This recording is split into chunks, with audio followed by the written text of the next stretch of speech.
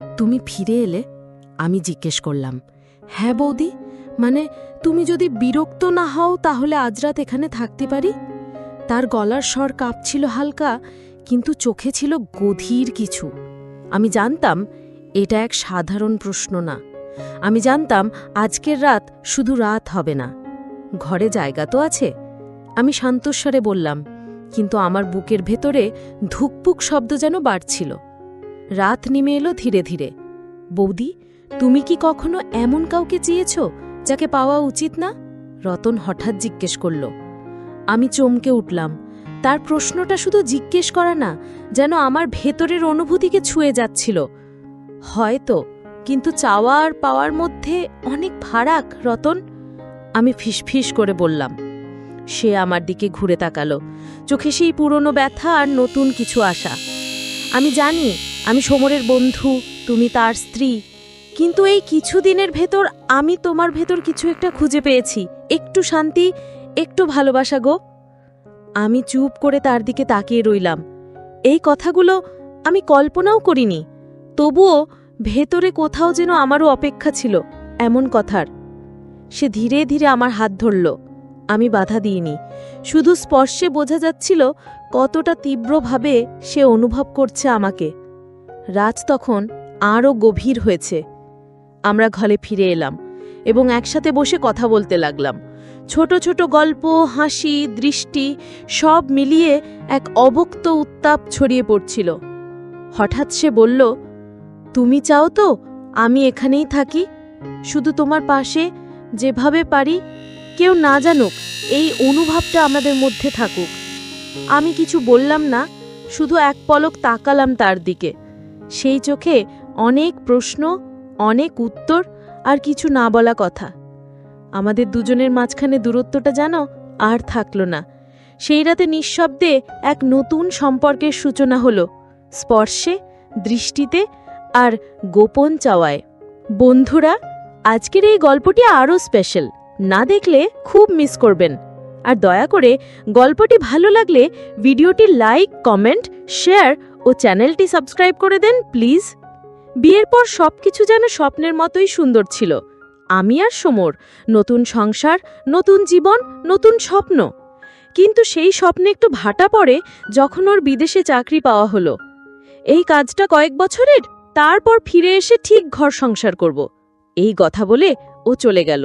আমি একা হয়ে গেলাম। আমাদের শহরতলির বাড়িটায় শাশুড়ি, মা আর শ্বশুরমশাই গেছেন ছোট ননদের বাড়ি কয়েকদিনের জন্যে। বাড়ি একেবারে ফাঁকা। সেদিন দুপুরটা যেন একটু অদ্ভুত লাগছিল। শরীরটা কেমন জানি অলস ছিল, মাথায় যেন এক ধরনের কুয়াশা। আমি ফ্যানের নিচে বসেছিলাম, হালকা তেল নিয়ে মাথা আর কাঁধে মালিশ করছিলাম। তখনই বেল বাজল। আমি একটু চমকে উঠলাম। কে? তোয়ালেটা গায়ে জড়িয়ে দরজার কাছে গিয়ে বললাম। একটা অচেনা কণ্ঠ, বৌদি, আমি রতন। ও রতন!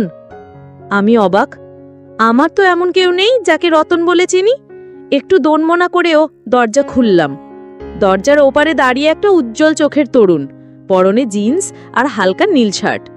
সমরদার বন্ধু, পাশের গ্রামের। আগে দিল্লিতে থাকতাম, এখন এসেছি, ভাবলাম একবার দেখা করে যাই। আমি একটু দ্বিধায় ছিলাম, তবুও ভদ্রতা রক্ষা করতে ঘরে ডেকে চা বানাতে গেলাম।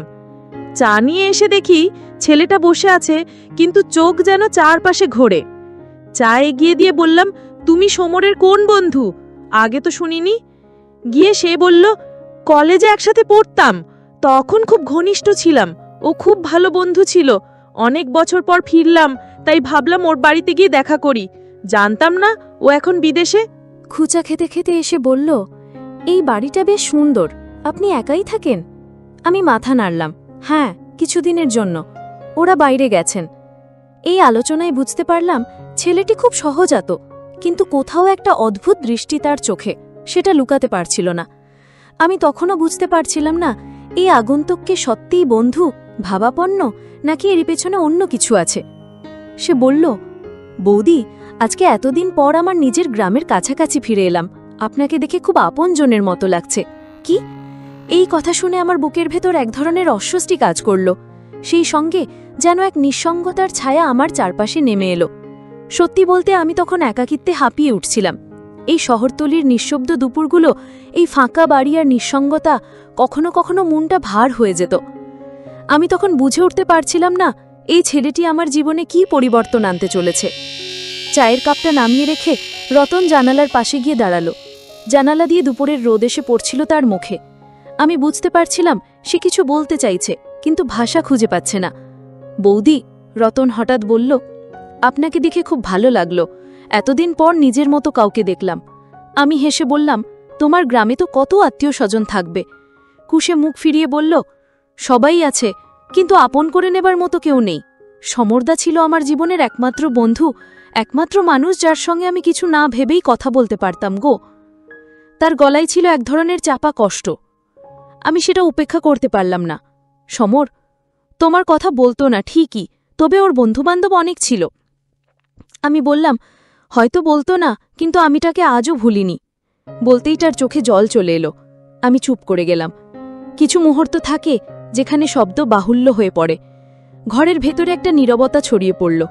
হঠাৎ একটা ঠান্ডা হাওয়া এসে পর্দাগুলোকে উড়িয়ে দিল। রতন ধীরে ধীরে একটা চিঠি বার করল তার পকেট থেকে। এটা সমরদার লেখা, অনেক পুরনো।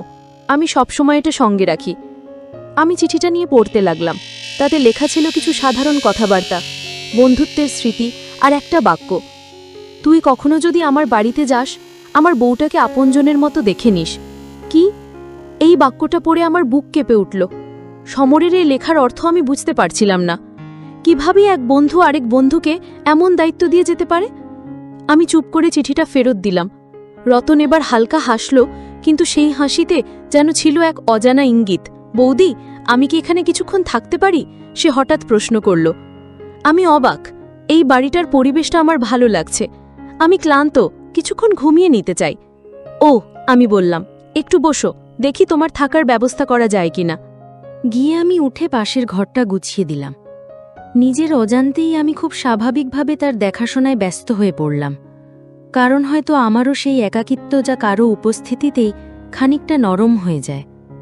রাত নামল। বাতাসে একটা অদ্ভুত শীতলতা, ছায়ারা যেন ঘন হয়ে উঠছে। আমি জানতাম না এই রাতে আমার জীবনের এক নতুন অধ্যায় শুরু হতে চলেছে। রাত তখন বেশ গভীর। ঘরের ঘড়িতে টিকটিক শব্দ ছাড়া আর কিছুই শোনা যাচ্ছিল না। আমি বারান্দায় বসেছিলাম, এক কাপ গরম দুধ হাতে নিয়ে। আকাশটা অন্ধকার, কিন্তু কোথাও যেন চাঁদের আলো ছায়ার মতো খেলে যাচ্ছিল। পাশের ঘর থেকে হালকা এক শব্দ এলো। মনে হলো কেউ আস্তে করে হাঁটছে। আমার বুকের ভেতরটা একটু ধক করে উঠল। রতন, আমি ডাক দিলাম। দরজা খুলে সে বেরিয়ে এলো। তার চোখ লালচে, ক্লান্ত। ঘুম আসছে না বৌদি, সে বলল। মনটা ভার হয়ে আছে। আমি তাকে বসতে বললাম, আর নিজেও তার পাশে গিয়ে বসলাম। আমরা দুজনেই কিছুক্ষণ চুপ করে রইলাম। বৌদি, আপনি কি কখনো ভয় পান একা থাকতে? রতন হঠাৎ জিজ্ঞেস করল। প্রশ্নটা অদ্ভুত লাগল। হ্যাঁ, মাঝে মাঝে, তবে এখন অভ্যাস হয়ে গেছে। রতন একটু হেসে বলল, আমি একা থাকতে ভয় পাই। অনেক পুরনো অভিজ্ঞতা আছে আমার, যেগুলো মনে পড়লেই বুক কেঁপে ওঠে। আমি উৎসুক হয়ে জিজ্ঞেস করলাম, কী রকম অভিজ্ঞতা? সে কিছুক্ষণ চুপ থেকে বলল, ছোটবেলায় একবার বাড়ির সবাই একটা উৎসবে গিয়েছিল। আমি একা ছিলাম। সেই রাতে কেউ একজন বাড়ির পেছন থেকে জানালার কাছে টোকা দিচ্ছিল, কিন্তু বাইরে কেউ ছিল না। সেই রাতের পর থেকে আমি অন্ধকার বা নিঃশব্দকে ভয় পাই। আমি বুঝতে পারছিলাম ছেলেটি অনেক কিছু জমিয়ে রেখেছে। মনে তার একাকিত্ব, তার ভয়, তার যন্ত্রণা, সব যেন কথা হয়ে উঠছে এই রাতে। আমি বললাম, তোমার সাহস আছে যে এগুলো এখনো মুখে বলতে পারো? আমার দিকে তাকিয়ে বলল, আপনাকেই তো বললাম বৌদি, আপনি এমন একজন যাকে দেখে মনে হয় সবকিছু বুঝতে পারবেন। বললেও তার চোখে ছিল এক ধরনের অদ্ভুত প্রশান্তি। সেই দৃষ্টিতে আমি যেন নিজেকে নতুন করে দেখলাম। বৌদি, বৌদি, বৌদি, সে আবার বলল, আপনি কি সমরদাকে মিস করেন? আমি একটু চুপ করে থাকলাম। তারপর বললাম, প্রতিদিন। এই কথাটার পর আমরা দুজনেই আর কোনো কথা বলিনি। রাতটা নিঃশব্দ হয়ে গেল, কিন্তু সেই নীরবতার মধ্যেও যেন একটা অদ্ভুত শব্দ লুকিয়েছিল, ভাঙা মন, অসম্পূর্ণ অনুভব আর অজানা আকর্ষণ।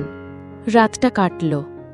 আমি জানতাম এই রাত শুধু একদিনের ছিল না, এটা শুরু এক নতুন আবর্তনের। রাত শেষ হয়ে সকাল চলে এলো, কিন্তু আমার ভেতর যেন এক ধরনের অস্বস্তি জমেছিল যা কাঁদছিল না। রতনা রানী একে অপরের দিকে তাকালাম, কিন্তু কোনো কথাই মুখ দিয়ে বের হলো না। তার চোখে যে কিছু অতিরিক্ত ছিল তা আমি বুঝতে পারছিলাম। শুধু কি বন্ধু হিসেবে এসেছিল সে, নাকি তার মধ্যে অন্য কিছু ছিল যা গোপন রাখা হয়েছিল? আমি উঠে ঘরটা গুছিয়ে নিতে লাগলাম। রতন উঠে দাঁড়িয়ে বলল, বৌদি, আমি চলে যাচ্ছি। এই কথাটা শুনে আমার বুকের ভেতরটা একটু কেঁপে উঠল। কেন যেন মনে হচ্ছিল রতন চলে গেলে আমার কিছু অজানা শূন্যতা অনুভব হবে। কিন্তু আমি মুখে কিছু বললাম না, শুধু মাথা নেড়ে তার দিকে তাকালাম। ঠিক আছে, তবে কোনো সমস্যা হলে জানাবে খো, আমি ধীরে বললাম। সে এক ঝলক হাসল, কিন্তু সেই হাসিতে কিছুটা কৃত্রিমতা ছিল। ধন্যবাদ বৌদি, তুমি ভালো থেকো খু। এভাবে চলে গেল রতন, কিন্তু তার চলে যাবার পরেও যেন বাড়ির প্রতিটি কোণে তার উপস্থিতি অনুভব করতে লাগলাম। সেই হাসি, সেই অদ্ভুত দৃষ্টি, সবকিছু যেন আমার মনে খেলে যাচ্ছিল। আমি জানতাম কিছু একটা ছিল যা আমি এড়িয়ে গিয়েছিলাম। দুপুরে সমরের ফোন এলো। প্রথমে একটু অস্বস্তি লেগেছিল, কিন্তু তারপরে আমি ফোনটা ধরলাম। কেমন আছো সমর? হেসে বলল, ভালো আছি, তুমি কেমন? আমি হাসতে চেষ্টা করলাম, কিন্তু ভেতরে এক ধরনের অস্বস্তি জমেছিল। কোনো সমস্যা? সমর প্রশ্ন করল। তোমার কথায় কিছুটা উদ্বেগ দেখছি। না, কোনো সমস্যা নেই। তুমি চলে যাবার পর বাড়ি একটু নিঃসঙ্গ লাগছে, কিছুটা একা একা মনে হচ্ছে, আমি সোজা বলে দিলাম। তুমি রতনকে দেখেছ? সমর জানতে চাইল। হ্যাঁ, সে আসছিল, নিজের গ্রামের কিছু কাজ নিয়ে এসেছিল বলেছিল। তোমার সাথে কথা বলেছে নিশ্চয়? আমি জানি রতন অনেকদিন পর এলো, কিন্তু সমর কিছুটা থেমে গিয়ে বলল, তুমি সাবধানে থেকো, আমি তোমার জন্য চিন্তিত। তার কথাগুলো শুনে আমার মনটা বেশ ভারী হয়ে গেল। কিন্তু সমর তোমার বন্ধু তো, তুমি এত চিন্তা করছো কেন? সমর কিছুক্ষণ চুপ থাকল, তারপর বলল, সে মানুষ হিসেবে ভালো, কিন্তু মাঝে মাঝে তার মধ্যে কিছু অদ্ভুত বৈশিষ্ট্য থাকে। তাকে খুব ভালোভাবে জানো না তুমি গো। আমি কিছুটা অবাক হলাম। অদ্ভুত বৈশিষ্ট্য? হ্যাঁ, রতন মাঝে মাঝে নিজেকে নিয়ন্ত্রণ করতে পারে না, আর সেই কারণে তার কিছু আচরণ কখনো কখনো অস্বাভাবিক হয়ে ওঠে। তুমি সতর্ক থেকো। এই কথাগুলো শুনে আমার মাথায় চিন্তার ঝড় উঠল। সমর কি জানত রতন আসলে কেমন, কি ধরনের আচরণ সে করত? কিন্তু কেন আমাকে এসব বলল না আগে? কেন এতদিন পর এসব জানালো? আমি একটু বিরক্ত হয়ে বললাম, ঠিক আছে সমর, আমি সাবধানে থাকব। খুব ফোন রেখে দেওয়ার পর কিছুক্ষণ চুপচাপ বসে রইলাম। রতনের সম্পর্কে আরও কিছু তথ্য জানতে ইচ্ছে করছিল, কিন্তু আমি কিছু বলিনি সমরকে। আমি ঠিক বুঝে উঠতে পারছিলাম না আমার মনে যে শূন্যতা রতন চলে যাবার পর অনুভব হচ্ছিল, সেটা আসলে কি নিঃসঙ্গতা নাকি কিছু অন্যরকম অনুভূতি। এমন সময় দরজায় নক পড়ল। এক মুহূর্ত চুপ থেকে দরজা খুলে দেখলাম রতন আবার দাঁড়িয়ে। তার মুখে হালকা হাসি, কিন্তু চোখে কিছু একটা ছিল যা আমার মনের ভেতর যেন কাঁপন তুলে দিল। তুমি ফিরে আসলে? আমি অবাক হয়ে বললাম। হ্যাঁ বৌদি, মানে তুমি যদি বিরক্ত না হও তাহলে আজ রাতটা এখানে থাকতে পারি।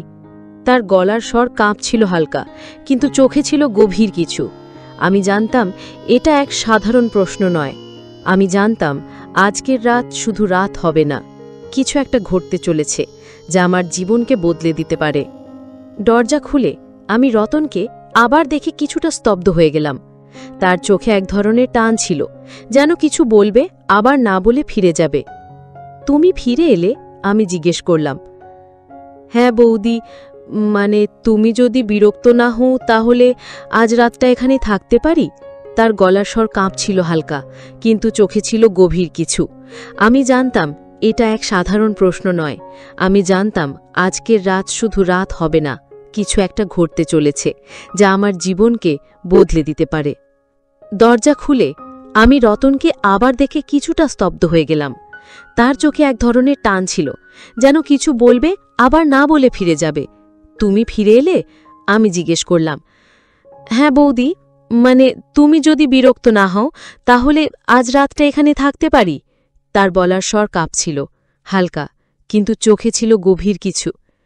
আমি জানতাম এটা এক সাধারণ প্রশ্ন নয়। আমি জানতাম আজকের রাত শুধু রাত হবে না, কিছু একটা ঘটতে চলেছে যা আমার জীবনকে বদলে দিতে পারে। রাত নেমে এলো ধীরে ধীরে, চারদিক নিস্তব্ধ। ছাদে দাঁড়িয়ে আমরা দুজনেই চুপচাপ আকাশ দেখছিলাম। অন্ধকারের ভেতর থেকে এক ধরনের অদ্ভুত নৈশব্দ আসছিল, যা কথার থেকেও স্পষ্ট ছিল। বৌদি, তুমি কি কখনো এমন কাউকে চেয়েছ যাকে পাওয়া উচিত না? রতন হঠাৎ জিজ্ঞেস করল। আমি চমকে উঠলাম। তার প্রশ্নটা শুধু জিজ্ঞেস করা নয়, এটা যেন আমার ভেতরের অনুভূতিকে ছেড়ে যাচ্ছিল। হয়তো, কিন্তু চাওয়া আর পাওয়ার মধ্যে অনেক ফারাক, আমি ফিসফিস করে বললাম। সে আমার দিকে ঘুরে তাকালো, চোখে সেই পুরনো ব্যথা আর নতুন কিছু আশা।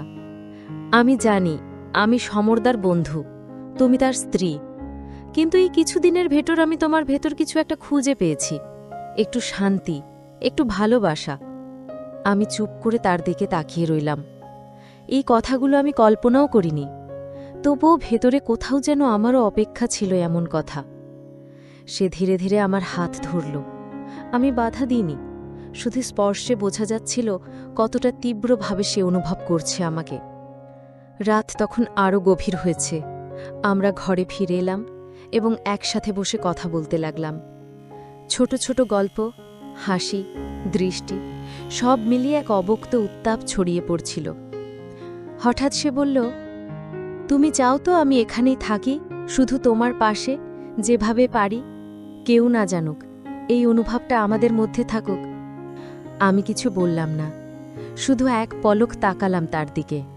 সেই চোখে অনেক প্রশ্ন, অনেক উত্তর আর কিছু না বলা কথা। আমাদের দুজনের মাঝখানের দূরত্বটা যেন আর থাকল না। সেই রাতে নিঃশব্দে এক নতুন সম্পর্কের সূচনা হল, স্পর্শে, দৃষ্টিতে আর গোপন চাওয়ায়। এই সম্পর্কের নাম কেউ জানে না, না বন্ধুত্ব, না প্রেম, না অধিকার। তবু এই সম্পর্ক বাস্তব, তীব্র, নিঃশব্দ, অথচ হৃদয়ের গভীরে গেঁথে থাকা। রাতটা যেন কেটে গেল, নিঃশব্দ অথচ হাজার শব্দে ভরা এক অনুভূতির মাঝে। আকাশে ভোরের আলো দেখা যাচ্ছে। খোলা জানালা দিয়ে হালকা রোদ এসে আমার চোখে পড়ল। আমি ধীরে ধীরে উঠে বসলাম। শরীরে এখনও রাত্রির সেই উষ্ণতা লেগে আছে, আর মন জুড়ে এক ধরনের শূন্যতা। পাশ ফিরে তাকালাম, রতন গভীর ঘুমে, তার মুখে এক শিশুর মতো প্রশান্তি। কিন্তু আমার বুকের ভেতরটায় যেন কিছু একটা টানছে। আমি কি ভুল করলাম? আমি কি বিশ্বাস ভাঙলাম? নাকি আমি কেবল এক মুহূর্তের তীব্র একাকিত্বে নিজেকে হেরে যেতে দিলাম? এই প্রশ্নগুলো বারবার আমাকে কামড়ে ধরছিল। আমি বিছানা থেকে উঠে গিয়ে আয়নার সামনে দাঁড়ালাম। নিজের চোখের দিকে তাকালাম, এক নারীর, এক স্ত্রীর, এক প্রেয়সীর চোখ। কিন্তু এই চোখে আজ স্পষ্ট দ্বিধা। এক কাপ চা বানিয়ে বারান্দায় বসে পড়লাম। পাখির ডাক আর সকালের নীরবতা আর আমার ভেতরের ছটফটানি সব একসাথে কেমন গুমোট লাগছিল। বৌদি, কি একটা পরিচিত গলা আমাকে চমকে দিল। পিছনে তাকিয়ে দেখি রতন দাঁড়িয়ে আছে, চুল এলোমেলো, চোখে ঘুম না ঘুম ভাব। তুমি এত সকালে জেগে গেলে? আমি কোনো কথা বললাম না, চুপ করে তাকিয়ে রইলাম তার দিকে। সে এগিয়ে এসে বলল, তুমি আমার সামনে বসো। আমি জানি তোমার মনে অস্থিরতা আছে, কিন্তু আমি তোমাকে দোষ দেব না। আমি শুধু চাই তুমি বুঝে ফেলো এই মুহূর্তটা আমাদের কেমন ছিল। এটা যদি ভুলও হয়, তাহলে সেটাও দুজনের ভাগ করে নেওয়া ভুল। তার কথায় যেন খানিকটা প্রশ্রয়, খানিকটা সাহস আর প্রচণ্ড ভালোবাসা ছিল। আমি জানি তুমি সমরদাকে ভালোবাসো, সে বলল। তবে এই রাতে এই অনুভবটাও অস্বীকার করো না বৌদি, এটা সত্যি ছিল। আমার চোখ দুটো ছলছল উঠল। সত্যি বলতে আমি নিজেও জানি এই অনুভূতির জন্ম হয়েছিল গভীর স্পর্শভরা অথচ পরিণতি শূন্য এক আত্মিক টান থেকে। আমি শুধু বললাম, রতন, তুমি চলে যাও, আজ না হয় কিছুই হয়নি, ধরো। আমি চাই না এই অনুভবটা ভাঙুক, নোংরা হোক। সে আমার দিকে তাকিয়ে থাকল অনেকক্ষণ, তারপর আস্তে করে বলল, যদি কখনো মনে হয় এই কিছু না হওয়াটাই সবচেয়ে বেশি কিছু ছিল, তাহলে মনে করো আমি এখানে ছিলাম শুধু তোমার জন্য। রতন চলে গেল। চুপচাপ আমি চেয়ারে বসে রইলাম।